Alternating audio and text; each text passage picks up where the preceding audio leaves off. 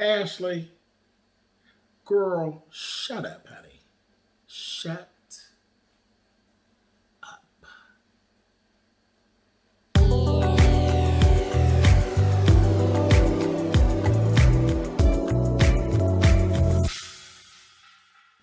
Hey guys, thanks so much for clicking on the video. This is my review for Real Housewives of Potomac. This is season 5, episode 12. Yeah, I said it. I said it and I meant it. Shut up, Ashley. What is your point? What is your point? I mean, and I've been real nice with Miss Ashley. We ain't had no real, me and her ain't had no real kerfuffle lately. But I'm sitting there looking at Ashley. Girl, shut up. Shut up. We'll talk about it. Anyway, so listen. Wendy and her husband are planning this sip and see for the baby. And this was interesting. It was an interesting episode. Wendy's husband is actually just very, very likable. He really is. He's one of those guys who, in this reality TV thing, he is just a likable cat. He really is. He's likable dude.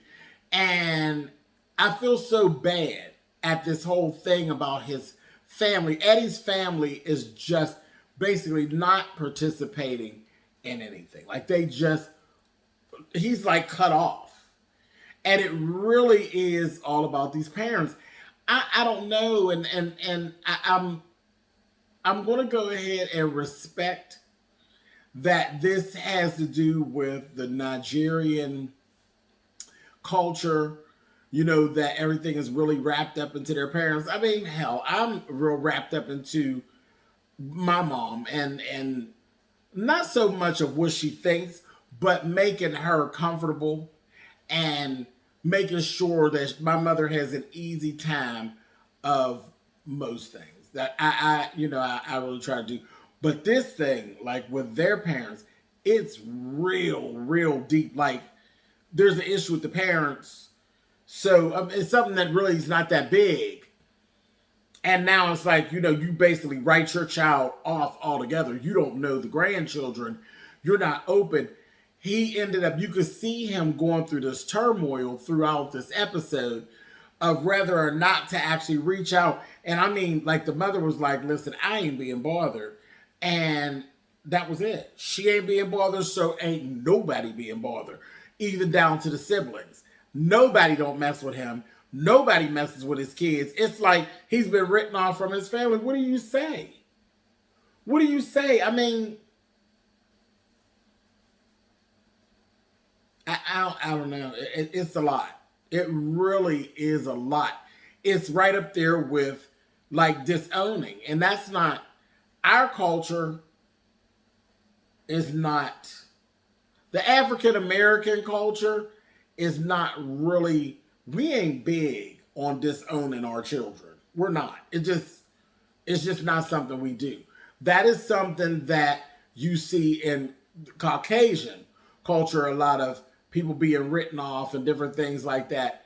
That even, down to, we have a real issue. It's funny because the thing that comes to mind, I'm going up on my soapbox. So come on. Come in close. I'm going. You see a lot in the African American culture, the whole homosexual thing. That's one of the biggest issues, family-wise, that we have, that, people just cannot come together on, is the homosexual issues. You get some homosexual shit going on and shit get real, okay? Now, there's some people that are written off and some people will walk away and things like that.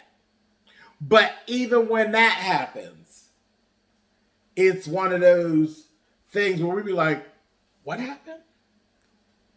What was said? Oh, you can't go home. What? So it's still like shocking, but we see it a lot in our Caucasian counterparts, like there'll be like different things that go on, and they will, you'll see people being disowned and stuff for not going along with the family business, not, child, bring a black boyfriend home, write you off, different things. It's a lot of different things that we, may turn our nose up at, but not write our children off. And that's one of the big ones. As I was growing up, like, baby, more so like if a Caucasian woman brings a black male home, baby, there's a very good chance that, baby, I know you ain't bring him in here. Oh, you can get on out of here. Whereas on the flip side, when a black male might bring a Caucasian woman home, the black mother and father may turn their nose all the way up and give. But they ain't writing that child off. They gonna deal, they gonna make slab remarks, and they gonna eat it up. But they ain't gonna write their child off. So it's just a way of things, and I think I'm going into something that's real touchy here, which y'all know I usually don't, but y'all know that I'm telling the truth. Now get down in the comments and argue with me and fight with me, but you know that I know what I'm talking about. And you know I'm telling the truth. Now, this is the other thing. The homosexual thing over on the Caucasian side, most times it ain't no big deal. It ain't no big deal. Now, they literally work through it with ease. But over on our side, baby, no, baby. They don't work through with ease. Still, it happens, but we don't do a lot of the throw the child away stuff. But, baby, it's a whole issue. Because now it becomes, what are the neighbors thinking? Oh, what are the church people want to say? It ends up being so involved in so much whispering and so much bullshit that generally that black gay child may walk away from their family. But the family don't generally throw you away, I'm going to reach out and say Hispanics, they don't play it. They have that same low tolerance of the homosexual thing, but they will literally, kick their kid out. I see a lot of that when it comes to Hispanics. It's strange because a lot of things, Hispanics and African Americans, I don't know, a lot of things we do alike. And see, we're going to do a whole lot of race thing. I'm going to leave this alone. But Italians, Hispanics, and black folk have a whole bunch in common when it comes to family and family values. But baby, about that gay thing, Hispanics by far have more in common with Caucasians. And some of their way of thinking when it comes to the gay thing. Caucasians, they kind of work through it, but that I think that's like the biggest thing on Hispanics. That's where I see them throw their people away. Like they'll disown their people and not mess with their people about the gay thing. They really get into that disowning thing over that. But I think the race that really handles homosexuality the best is really our white counterparts. Honey, they be like, child, whatever. Child, just be the best at it. Ain't no thing. Child, what? Okay, you gay, chunky? You want no more rainbow flags, honey. Honey. And they be going on. They really do have the easiest time with it. Child, Asian culture, they be. Hispanics, they be. The blacks be.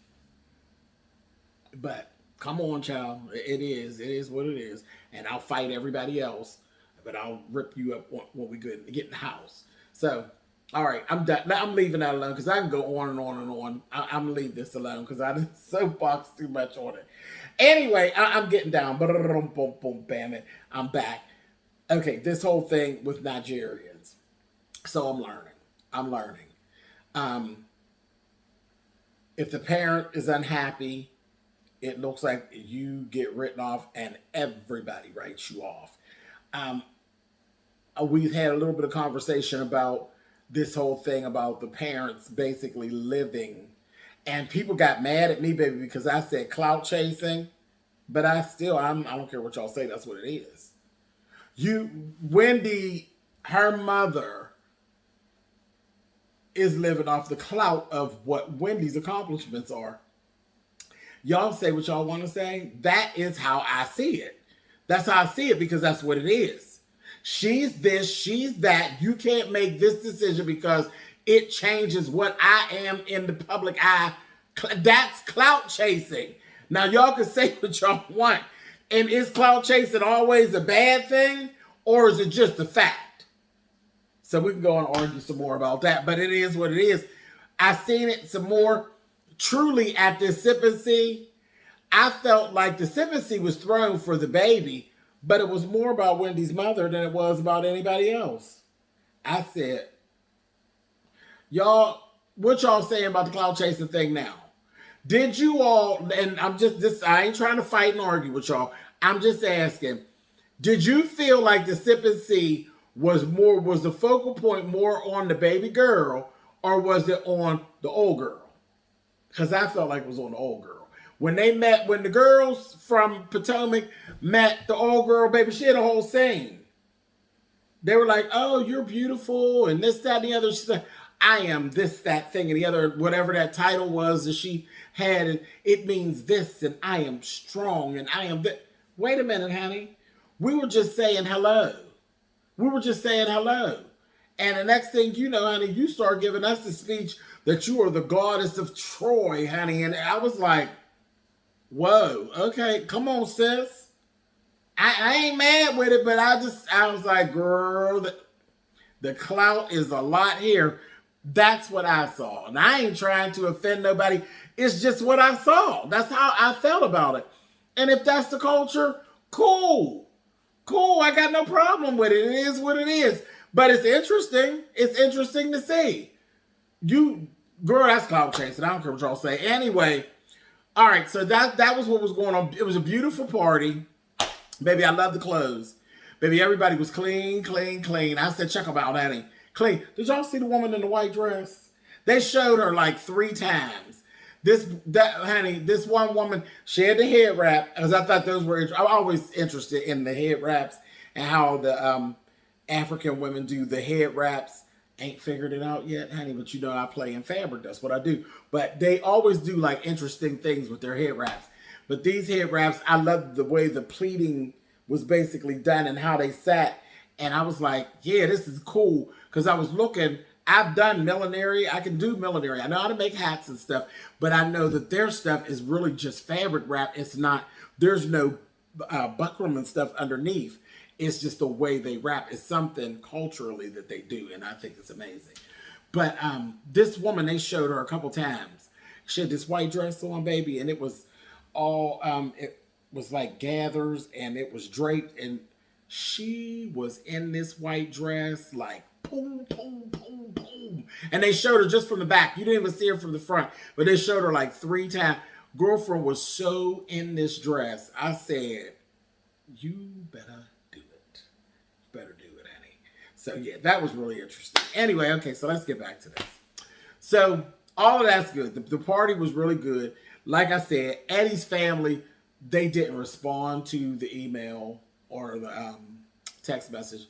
They didn't respond. They didn't show. It was really sad and very hard to watch. Very hard to watch. Anyway, let me go because I spent way too much time on this. Anyway, let's talk about Ashley and Michael in this counseling, honey. Michael, you need to shut up. You and Ashley need to shut up.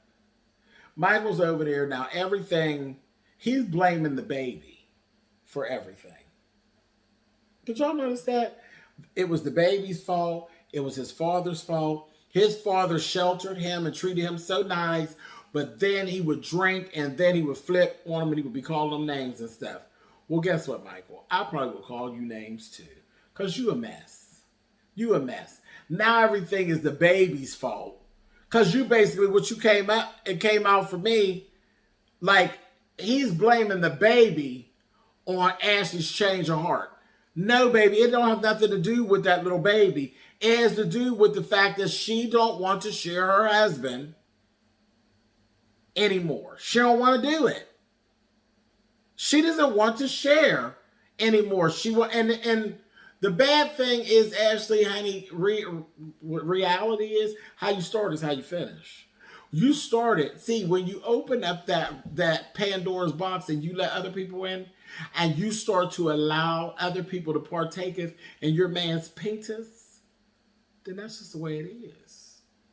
It's very hard to try to pull back. You do better pull it back from the marriage than you will trying to pull back from penis that's used to running around the streets.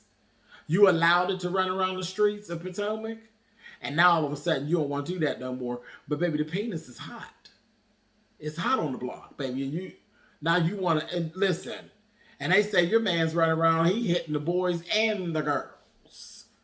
So, I mean, girl, I don't know what you're going to do.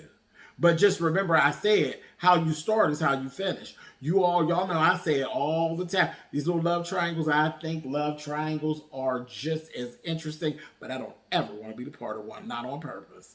Not at all. But Michael and that blaming the baby and the baby's delivery, you had other kids before. What is your problem? You need to go sit down somewhere.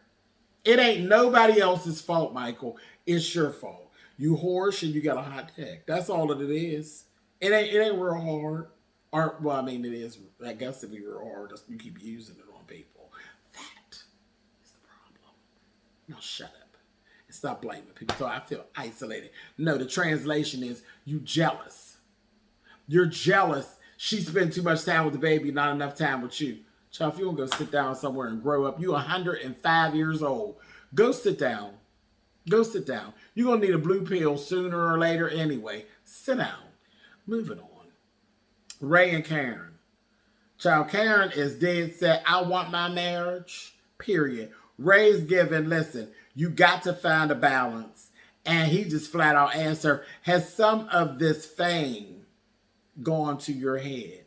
She said, no, Karen, you lying. But anyway, that's that. Ray sees something. And I think what I'm getting, it just feels like Ray and outgrew Karen. Again, I said it before, you ain't that young piece of arm candy no more. Now you just regular old arm candy. I don't know. I don't know how y'all gonna work away from this. But, I mean, some of the fame and fortune going to her head, it kind of did that years and years ago, Ray. You playing too. You just trying to make excuses for the fact that you done outgrew her. You wanted a young girl. You got you a young girl, and now your girl ain't young no more. Stop playing, Ray. Moving on. Candiace and her mom. Listen, when y'all see in the different side of Candiace's mom, you know Candiace's mom is always, she's always extra. She's always doing too much. But what I see with Candiace's mom now, baby, she done dropped all that bullshit. And now she break down into the real stuff. Candiace done filed criminal charges against Monique. Filed criminal charges. And she was thanking her mother. She was on the phone with her mother in this particular scene. And she was thanking her mother for the support and all that. You know, her mother ain't picking at her no more. Because you know her mother picks at her. She does. She picks. But she ain't been picking. Because see, her mother done put all the bullshit aside. See, because there's an enemy now. See, I can make her cry. And I can work on her low self-esteem and make her look crazy on TV. But you little whore over there in Potomac, you don't get the chance to do that. Baby, mommy put all the bullshit aside, baby, and she is not here for none of what happened, baby. And she's down to business. And mama is all to the point. I said, girl, I see you, honey. That whole mommy thing kicked in like, oh, no, you won't. No, you won't. You did what to my daughter? And that's what I'm seeing from her mom. I said, oh. So Dorothy done put her little funny persona away. And Dorothy, the mother, done came out like, I said, girl, I wouldn't want to see Monique in a scene with Dorothy at this point. I said, because we probably get to see the real Dorothy, honey. Y'all tell me what y'all think about that. Moving on. Robin has this little accessory line she's doing. She's doing like these little hats and little sweatshirts and stuff. Said she made $10,000 real quick. I said, come on, I ain't mad at that, Robin. I feel you, sis. Interesting. Very interesting. Moving on. Candiace and Clifford. I said, oh, hmm. Is that your little boyfriend, Candiace? Little friend? I know y'all thought I was going to dig into her about this, but I ain't. I ain't even touching it. I ain't even touching it. Hey, don't everybody got them a little sidekick, honey?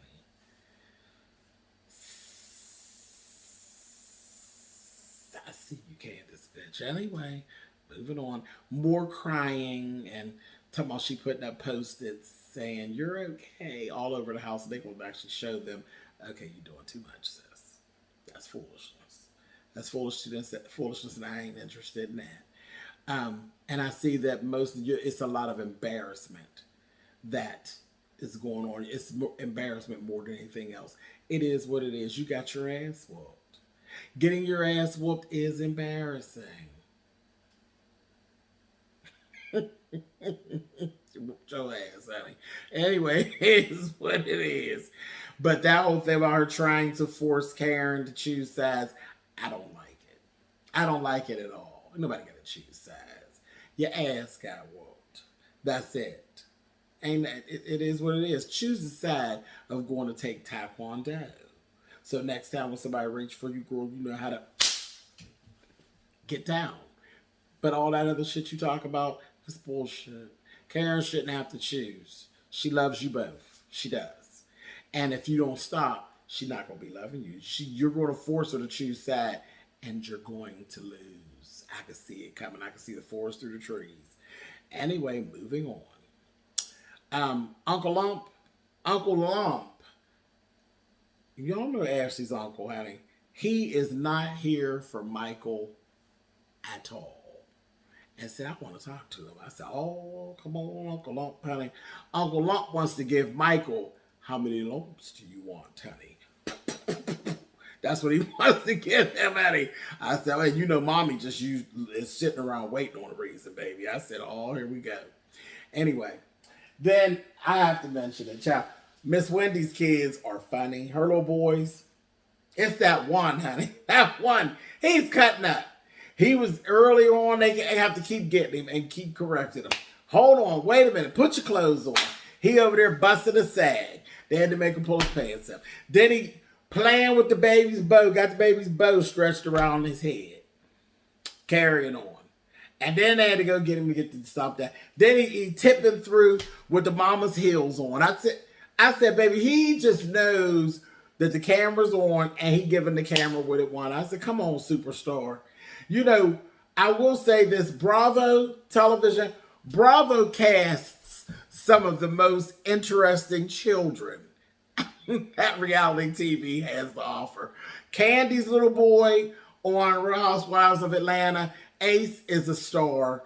These little ones of Wendy's are a star. Robin's children, the children of Bravo are very interesting children, and they demand their time. You know, over at Married to Edison, Simone's children, baby, and they just demand their camera time. Even Contessa's children. We at Bravo, we have some of the most eye-catching, attention-grabbing reality children that money can buy. Gotta love them, honey. Gotta love them. I get a kick out of them. I do. I get a kick out. Even when they be bad, they be making me all nervous. Because, you know, Robin's kids be crawling on shit and can't make me nervous. And I be like, God damn, Robin, get them kids. But, again, eye-catching and attention-grabbing children, child, we love them all, honey. Kudos to the Bravo children, honey. I hope they're all getting their money, honey, because they deserve it. Anyway, moving on. So Robin was early to the sympathy, baby. I've been really talking on this one, ain't I? I was just going. Anyway, Robin was early. You know, Robin's our late girl. She was early. She's there before everybody. I cracked up. I said, oh, Robin. She is there. And that's when, you know, things was coming out. And everybody found out basically it was second-degree assault charges had been filed on Monique. And they were talking about, you know, it could actually carry jail time. Giselle said, well, they were all sitting at the table. And Giselle said, well, we don't want her to go to jail. Honey, Candiace said, don't we? I said, oh, okay. They're like, no, don't we? Then Ashley, this is when Ashley really pissed me off. Ashley started upholding Monique and kind of attacking, because she's been easing up to this, attacking Candiace. Ashley, you didn't even see the fight. You didn't see it, and you were totally out of order over there trying to downplay what Candiace was saying. You need to shut your mouth. And then Chris basically had told, because see, good old doggone Candiace told her, girl, you need to mind your business. And you need to mind that marriage of yours, honey, while you still are married. I said, oh.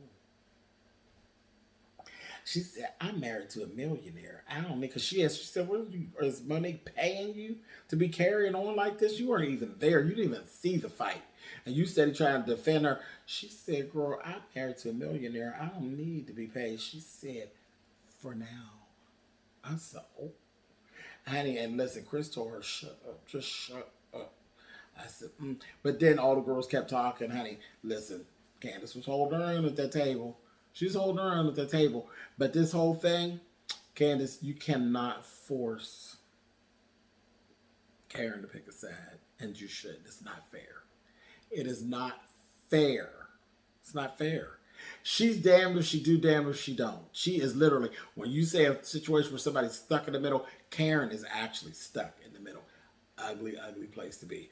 But screw all of that. What I need for Ashley to shut up. Ashley got on my nerves so bad. She made me so angry. So angry. And I'm not choosing a side as far as Candiace or Monique, because I don't really care for either one of them. But my whole point is right is right, wrong is wrong. Ashley, you sound crazy. You sound crazy. You need to shut up. And then you weren't even there. Like, you need to shut up. And why are you attacking her? I thought everything was cool. Everything ain't cool. You fake and you phony. And you need to shut up.